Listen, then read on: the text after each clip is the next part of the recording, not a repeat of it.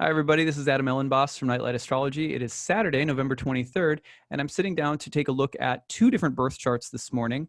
We're going to take a look at the birth chart of one of my viewers' sons. So we're going to take a look at his birth chart this morning, give you some tips on looking at the charts of children. We're also going to take a look at a horary chart and give you a few tips for tracking the moon. So that's the agenda for today. Now, in the meantime, at the start of every video between now and January 1st, I'm also reminding everybody that I am in 40-day fundraising and pledge drive to support my channel in 2020. So if you really enjoy this work that I do it 250 to 300 days of the year. I'm producing written content, video content, or audio content, and this is one of the three ways that I make my living and take care of my family. So the first one is my readings, and then my classes, and then the pledge drive that I do at the end of every year. I spend anywhere from 3 to 5 hours a day creating the content, writing the content, and producing the content and distributing the content. And that includes also several hours that I start every day with centering myself and going through my spiritual practices just to prepare whatever I'm making for you guys. So your donation is super appreciated. We're almost at 100 backers. The goal for this year is to beat last year's goal of 419. So 420 backers we're trying to raise the support from this year. We're almost a quarter of the way there, and we're only like 3 days in. That's the fastest start I've ever had in 6 years of doing this. So I'm really grateful for your support. I'm sorry that you have to listen to me, ring the bell every single video between now and the end of the year. But I really prefer this to, there's some models out there that people use like Patreon and stuff like that. I really prefer just doing a fundraiser at the end of the year. So at any rate, when you donate, you can pick a reward reading, something that I personally make for you, or you can pick hugely discounted tuition to my online courses in 2020. It's $900, and the normal early bird rate, which is the discounted rate that I usually use, is $1,299, down to $900 for the full year-long certification course that I teach. So, and if you want to do the year 2 class, if you're a current student of mine, or the horary class that I teach, those are also down to $900 from $1,299. So those are really good deals if you're thinking about going deeper with astrology too. Anyway, I really appreciate your support. I'm trying to get to 100 backers today. I think we're at 93 to start the day. So help me and see if we can pass the 100 backer mark today. Okay, thank you. Now we're going to go ahead and by the way, the link to the Kickstarter is found in the comments section and in the video description. You can just click on it; it'll take you there. Okay, so we're going to take a look at a horary chart first, and the horary chart is really there's two reasons that I'm showing you this chart.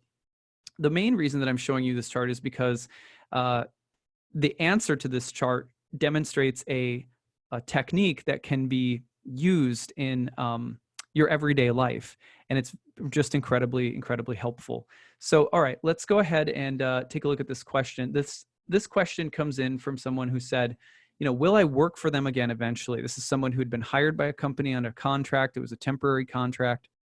Contract expired. They asked if they would like to work for them more, work for them full time, stay on with them. The employer said, yeah, eventually we'd like to see if we can get you back, but not at the moment. So Querent is asking the question, will I be hired back by the company? So in a question like this, in a horary question, the chart is cast for the moment that the person asks the question. It's like the birth of a question. And then we use techniques that astrologers have been using for thousands of years to read and determine the answer, read the chart and determine the answer. So in this case, the ascendant ruler is always the person asking the question. So our querent is Mercury, Gemini rising, you can see. So Mercury is our querent. The job is going to be signified by the 10th house ruler, in this case, Aquarius, so that's Saturn. So we are just using the traditional 7 planets for this particular reading. Now, the question is, will I work for them again eventually? And what do we see here? Well, we see Mercury having just stationed and turned direct after a period of retrograde. If we trace Mercury backward through its retrograde, it recently had a sextile to Saturn, which means that Mercury and Saturn recently connected. Now, what's going to happen? Mercury as it's moving forward, is going to go back into the sextile with Saturn. So how does that fit our question? Very nicely, right? The querent wants to know, I just worked for this company and I'm wanting to know if I'll go back. What do we see Mercury having done? Just connected with the job, Saturn, and then moved away from it, stopped, and is now turning back and will go back to it. So the answer is yes. In a question like this, we often need to know about timing. Someone will say, well, when? And then what we do is we look and we see the degree distance between Mercury and Saturn. So just as a brief example, 1142 to 1706 is the degree distance. That's a little over, like, it's about 5 degrees. So maybe 5.5, something like that. So between 5 and 5.5, you either have days, weeks, months, or years. So sometimes a simple formula will be for the astrologer to pick the most likely unit of time given the context of the question. So 5.5 weeks, 5.5 months, 5.5 years seems long. So 5.5 weeks or 5.5 months. And I'll always tell my clients, that's a guess. That's because the timing piece of horary is oftentimes the most unreliable piece. But that is a simple demonstration of a horary technique. Now, the other thing that very simple in this chart, a very simple testimony of something happening that the querent will enjoy, that the querent will like, that will be good, that signifies a yes to their hoped for the object of their desire, right? So the querent is also given the moon in every horary question as a co-significator of them. And then in this case, we see that the moon is moving straight into a square with Jupiter.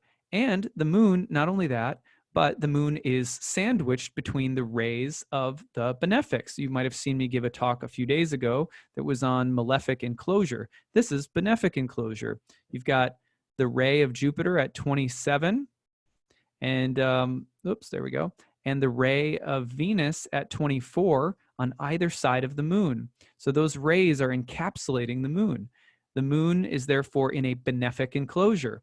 This means this is a big thumbs up. This is a very good omen in a horary. So not only do we have the literal story of him departing from the job and then Mercury turning around and going back to the job, Saturn, but we have the moon co-significator enclosed by the benefics. Really great testimony here. Now, what's the concept that I want to, sort of look to behind all of this? Well, let me go back to, I'm just going to pull up a transit chart for the moment. All right, so let's say, for example, that you're looking at this chart right now. This is a chart of the moment, and I'm looking at only the inner planets. And I promise it's going to sound strange. I have nothing against the outer planets. I use them every single day. But sometimes when you're learning ancient astrology or classical astrology, you're really learning to track the moon, taking out the outer planets can really help. For example, in this chart, just looking at where the moon's been and where it's going. The moon is separating from a square to Saturn. Where is it heading? It's heading towards sextiles with Venus and Jupiter. So, simple translation, maybe you're just separating from something that was a little difficult, but maybe by the end of today, you're going to be feeling a little bit better. I will check in with the astrological transits and look at the applications and separations to see how the flow of events is going to move along. This is exactly what we do in horary. That's why I took a look at that moon and said, oh, look, it's enclosed by the benefics. It's telling a story about what's going to happen. He's going to run into Jupiter stuff. That means wish granting stuff, right? So simple stuff like that can be really helpful. Simple horary technique. Look at the applications and separations of the moon. Moon is just departing from Saturn. Okay, you felt like, let's say you wake up in the morning, you're feeling really crappy and you notice, I woke up pretty early in the morning today, for example, and the moon was just separating from Saturn and I could really feel it. I didn't sleep well last night and so forth. But then I looked at the applications separations that I do every morning and I was like, by the end of the day, I'm probably going to be feeling a lot better. I've got that application from the moon to Venus and Jupiter. Fantastic. Now, that doesn't mean guarantee that means that I'm going to have a good day. But more often than not, the movements of the moon tell us how things are going to go. And so I highly recommend you pay attention to those things. Now you can plug in the outer planets as well. It's not a big deal. Like moon is just separating from a square to Pluto right now, right? You might be feeling that as well. But I think it's really effective to just trace the movements of the moon and aspects to the traditional 7 planets as a way of starting to sensitize yourself to planetary movements. When you sensitize yourself to planetary movements, the great thing is that then you start developing natural timing. What is astrology trying to teach us, really? It's trying to teach us how to sync ourselves up with the greater harmonia of the cosmos. It's teaching us how to be flowing with the Tao, as the Taoists would say. So we can't do that by just relying on, astrologers, and we have to learn how to read the planets ourselves if we want to optimize our relationship with astrology. The moon tracking is the most basic feature of forecasting since, the dawn of astrology. So simple thing to pay attention to today, as the moon is in Venus's sign of Libra and is applying to sextiles with Venus and Jupiter as they are conjoining. Watch for the presence of Venusian things to be positive, harmonious, and beneficial. So that's and watch for it maybe to come after, if you want to track it backward a little bit, some of the harder square dynamic with Saturn that the moon was just touching on early this morning, late last night, etc. So simple lesson in moon tracking. If you're writing a letter to someone and you're like, I'm really pissed off, whatever, and you look and the moon's opposing Mars, not a good time to send the letter, right? Most of the time, simple stuff like that will completely shift your relationship to astrology by paying attention to it more. Astrology will say more to you. It will tell you when to do something, when not to do something, when to step forward, when to pull back. So just getting into the habit of tracking the moon is a big deal. I also say this because I'm plugging this. When you donate to my Kickstarter, one of the talks that I offer for you as a reward this year is a full lecture that you can't get anywhere else but through the Kickstarter campaign on how to track the moon. It's a full lesson, PowerPoint, the whole deal that teaches you, look, here's the simplest ways of tracking the moon. Here's how to get good at it. And here's some tips for making it work for you in your everyday life. So, but I just wanted to illustrate for you, this horary technique and how critical the moon's movements are in an everyday sense. Like if you ever play with the tarot, you might flip a card if you're having a thought about how something should go or what you should do. You'll just flip a card. In astrology, the equivalent of that is just checking to see where the moon's at or where it's just been or where it's going.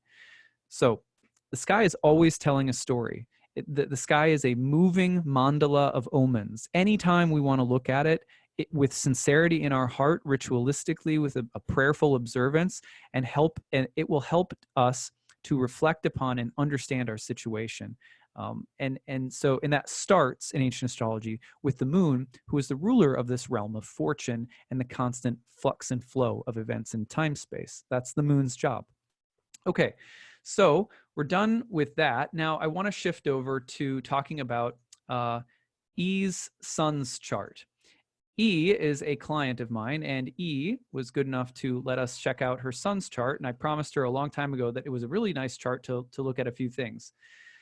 First of all, she has noticed that her sun has a certain kind of gift when it comes to mechanical, technical things, good in technology, that kind of stuff. And she said, do you see this anywhere in his chart, and should I encourage it? And the answer here is yes. Simple technique that you can all look at. Sometimes we try to track a person's career just according to the midheaven or the 10th house. This is problematic. Ancient astrologers had more ways of understanding a person's vocation than you could possibly know what to do with. Ancient astrology is really 10 times more flexible and interesting than people realize that it is.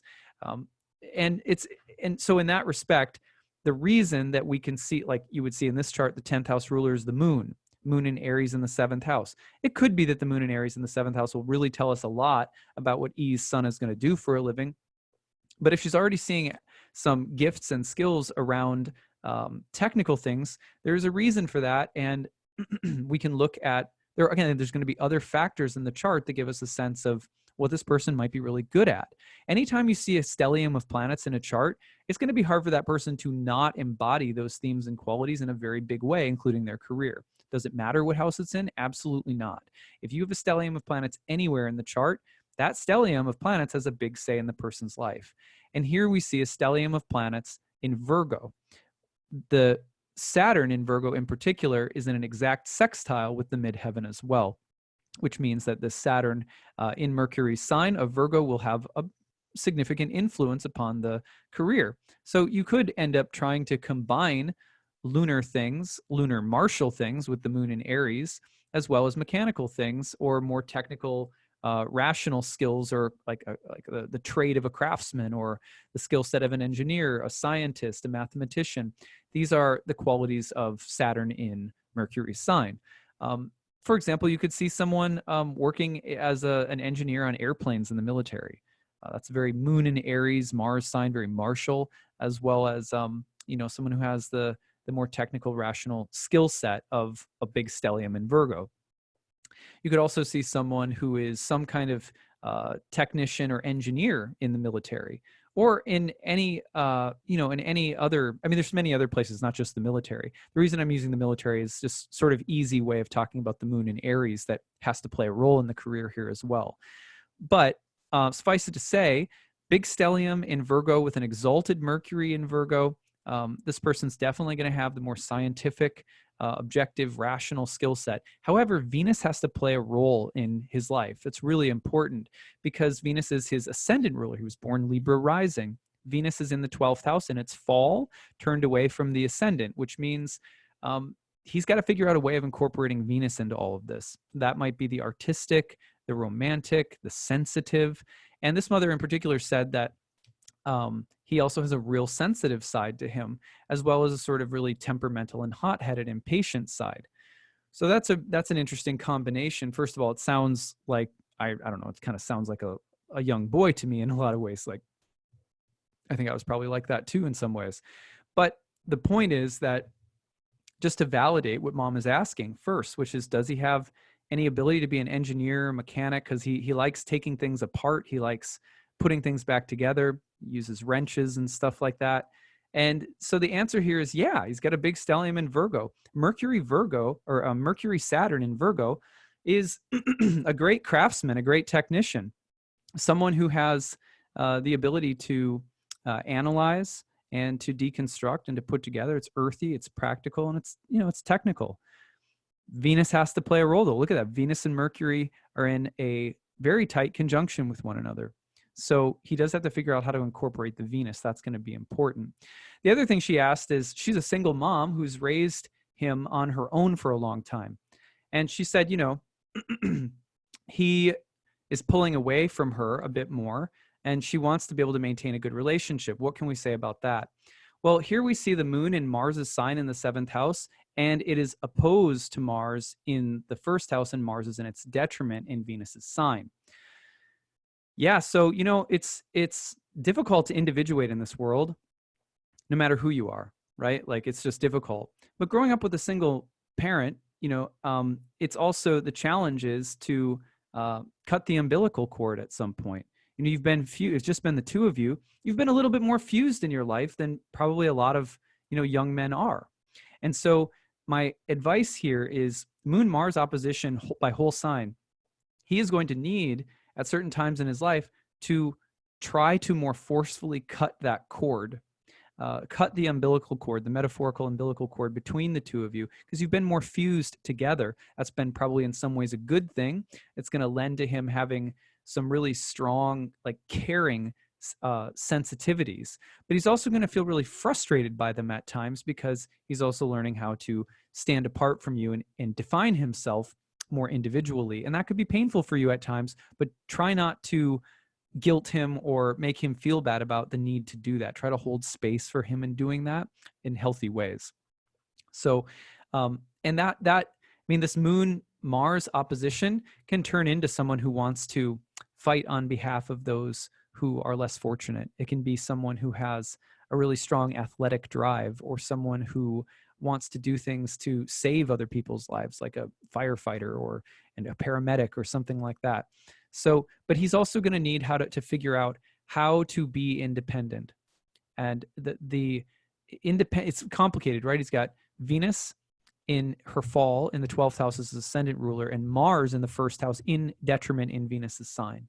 So the push-pull between, I want to be liked, I want to be loved, I want to help other people, I want to be caring for other people, I grew up with a single mom.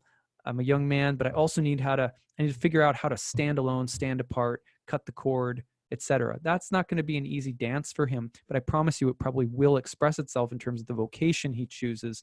And just like Venus needs to figure out a way of getting into the more rational technical side of Mercury and Saturn in Virgo, the moon and Mars are going to have to figure each other out as well.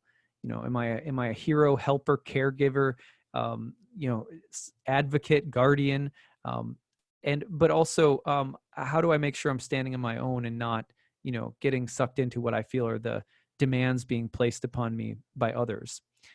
So those are some real tensions that surround the relationship. Maybe you can see in the chart between him and his mother too. So hopefully this has been helpful for you. This is just a real brief kind of analysis, but E sent me her son's chart a while ago. I wanted to do another child's chart soon. One more thing that we can say about this chart is that he has the sun in Leo in the 11th house.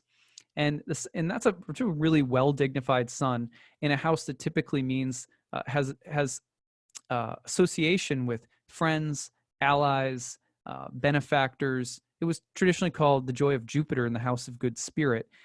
He's going to be someone who really wants to be a helpful person in the world. He's going to take a lot of pride in that. It's just a matter of making sure that he incorporates the more sensitive feminine elements of himself, and he also learns how to define himself apart from needing to be something that's so special or so helpful to someone else. Part of that has to do with individuating from that embryonic relationship you've had as a mother and son who have lived together, just the two of you, since he was born. So thank you so much for sharing your story. Really appreciate it.